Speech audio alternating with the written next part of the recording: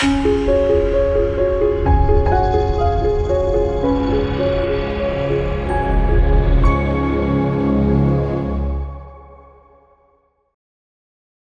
students, we're now starting to learn the nature of civil engineering materials.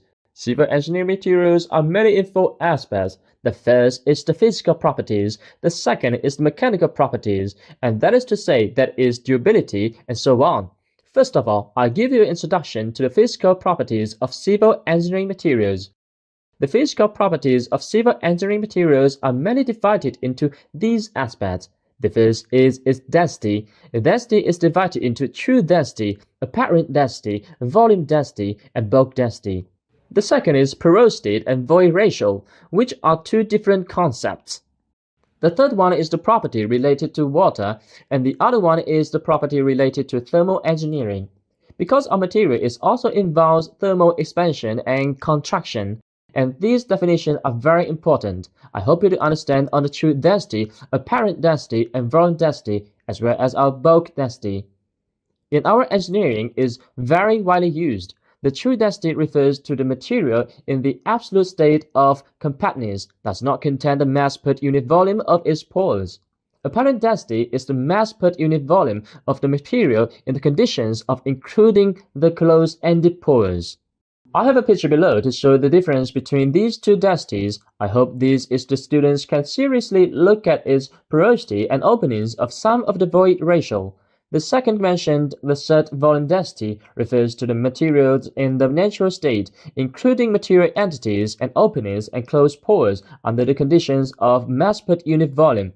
This is very important. We are generally in the engineering applications. In fact, like our sand aggregate, it is a kind of bulk density, that is to say, the natural state of the pile. In the last one is the bulk density, which refers to the mass per unit volume of the bulk or fiber material in the stacked state. I hope you have a deep and true knowledge and understanding of these four densities.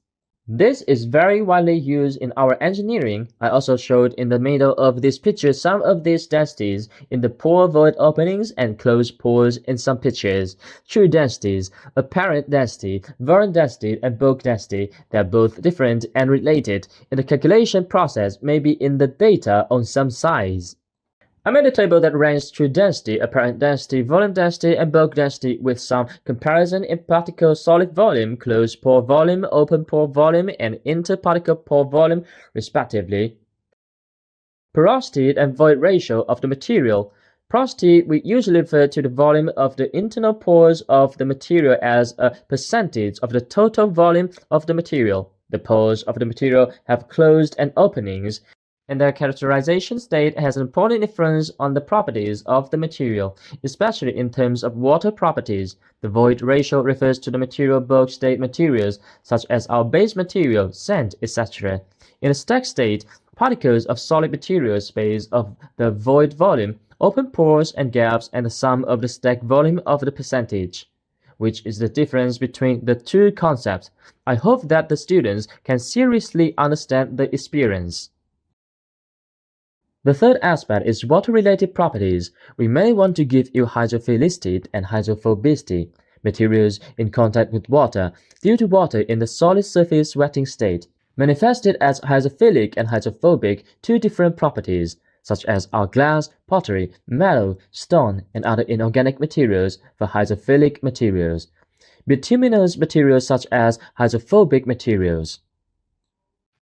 In fact, there are two crucial indicators to determine the properties of water. Firstly, we look at something called contact angle between water droplets and surface of material. As seen in the image, materials can exhibit different shapes on their surfaces, which distinctly indicate whether they are hydrophilic or hydrophobic. There is also water-related is the adsorbent and hygroscopic materials. Adsorbent is the nature of material in the water to absorb water. Hygroscopic is the nature of the material in the humid air to absorb water, usually expressed in terms of water content. The adsorbent and hygroscopic materials we have, for example, highly adsorbent resin materials, moisture absorption and perspiration of the fiber material. In some of our closely related to their own lives. For example, they are widely used in the decoration of houses and also in some of our own insoles and other wearing apparel. The last aspect that is related to water is our water resistance, impermeability, and frost resistance. These materials are closely related to the durability and service life of our structures. Water resistance refers to the ability of the material to resist damage under the action of water for a long period of time. For example, in some of our water conservancy projects and underwater structures, water resistance materials are very important. There is also impermeability refers to the material to resist pressure, the nature of water permeability. Frost resistance, in fact, with the previous also has a close relationship. Frost resistance refers to the material in the water state can withstand many times of the environment of freezing and thawing, and not be destroyed. Strength does not significantly reduce the nature of the material. This property holds great significance in civil engineering and structural housing, particularly in northern regions. The image below illustrates the distinction between permeable pavement and conventional pavement. Permeable pavement efficiently allows surface water to penetrate and dissipate, while ordinary pavement tends to accumulate water. What sets them apart? It lies in the aftermath of surface water absorption. In northern winters, water accumulation on ordinary pavement can lead to freezing, posing security risks. Permeable pavement, on the other hand, significantly contributes to safety and durability. The last one is heat-related properties, mainly in heat capacity and specific heat capacity, as well as thermal conductivity and flame resistance. Heat capacity is the ability of material to absorb and release heat when the temperature changes.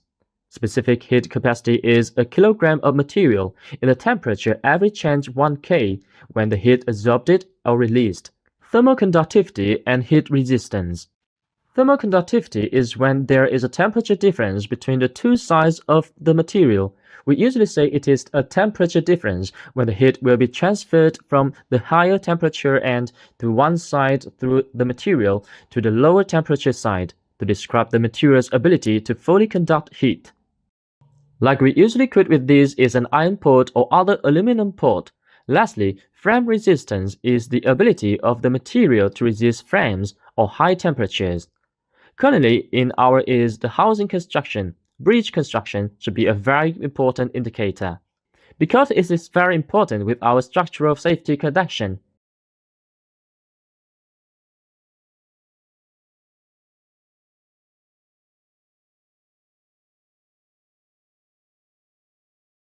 Well, thank you for your attention, students. This concludes our lesson for now.